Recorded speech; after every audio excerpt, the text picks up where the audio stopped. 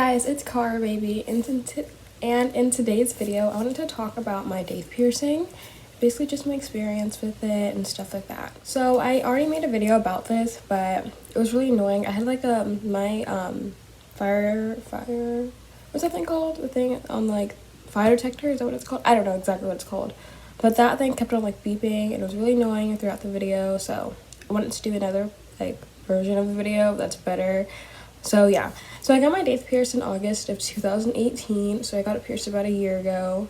So yeah, when I got the piercing, the reason why I wanted it, I didn't when I got it pierced, but I wanted to get my cartilage pierced. But the piercings were two for $50, so I was like, okay, let me just get another piercing. So I decided to get my Daith pierced. So yeah, I didn't really research it beforehand, and I should have researched it beforehand. I just saw a picture of it and I was like, oh, that's cute. But yeah, if you're ever planning to get a piercing, always research it beforehand. Watch videos like these. Go on to like ask people their experience with it, stuff like that, because to see if you actually want the piercing. So yeah, I got the piercing in August of 2018. Let's talk about the pain for it. So the pain, it hurt a lot, honestly. It's probably, I feel like, one of the most painful piercings that I got. Honestly, I can't really remember the pain as much anymore, just because the thing is with the pain when you get piercings, it only hurts for like a second when I put it in, and then it stops hurting. So it's not like unbearably painful, but yeah, so it hurt. It's just because it's a really thick part of your skin, and in case you didn't know where the Daith exactly was, so it's basically just like this little inside part, and I got it down on this ear, but this is a better angle. It's basically just that little inside part. It's a really thick, so, or is it that one? Yeah, I think it's that one. Honestly, well, I can't remember where it was, but yeah, it's in that area. It's really thick placing the skin. Basically, she had to like put the needle in and then like, push it in even more, and it hurt. I would say the pain is about 6 out of 10. So yeah, the first few weeks of it was, the healing was fine. It was a good piercing.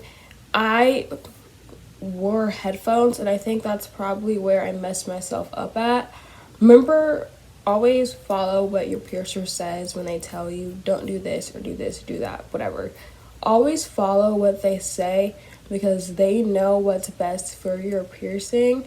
And I think this is what really kind of messed me up. It's not necessarily following everything what my piercer said, because I wore headphones and the piercing is like right in your ear, so, and I got a hoop. So when I wore headphones, it would push down on the piercing, and it felt fine for those first couple weeks, and then it messed me up in the end. But I don't think I probably wasn't cleaning it like I should have, because sometimes I'm like, oh, it looks fine, it doesn't look like it needs to be cleaned all the way, or like I wouldn't clean it like every, like, I think like she said maybe like 3 times a day.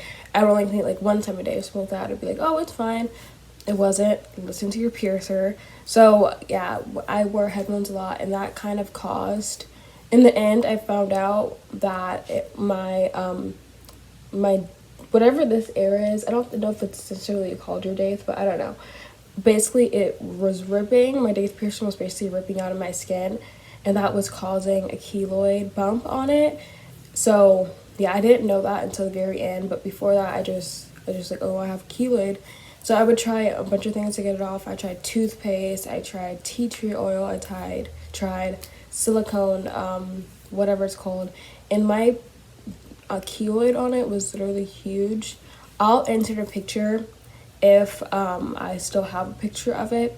If not, also, you guys wanted to know how I had a keloid on my cartilage as well.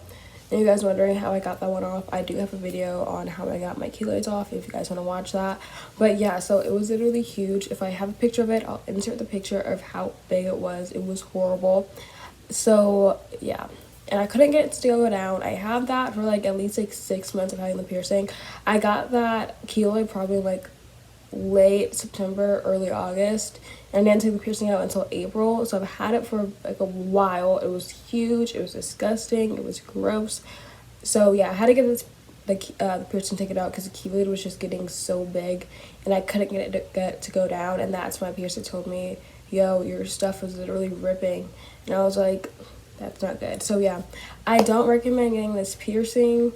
I had a horrible experience with it, but just because I had a bad experience doesn't mean that you will. And also, one more thing I wanted to talk about too is like a lot of people say that this piercing helps with your headaches. Honestly, I didn't really get headaches before having the piercing, but after I got it pierced, I kind of noticed having headaches. So I don't know so I don't think it helped my headaches because I had headaches after getting it pierced, and I didn't really have them beforehand. So yeah, that didn't really do anything for me. So yeah, like I said, I'm looking down to make sure I got all my key points that I had written down, and it looks like I got them. So yeah, I don't recommend this piercing. It wasn't a good piercing for me. I would not get it again. Like, I had my eyebrow piercing too and it fell out. I'd get my eyebrow pierced again. I would never get my Daith pierced again. I had just had an overall bad experience, but just because I had a bad experience doesn't mean you will have a bad experience. So always just do what you want to do in the end. Don't let people tell you to not get it or to get it. Just follow your choice.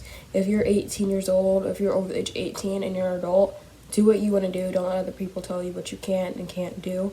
But yeah, that's just my experience with it. If you guys have any other questions, you can ask me and I'll go ahead and answer those. But yeah, thanks for watching, and if you want to, you can why can't I speak? You can subscribe.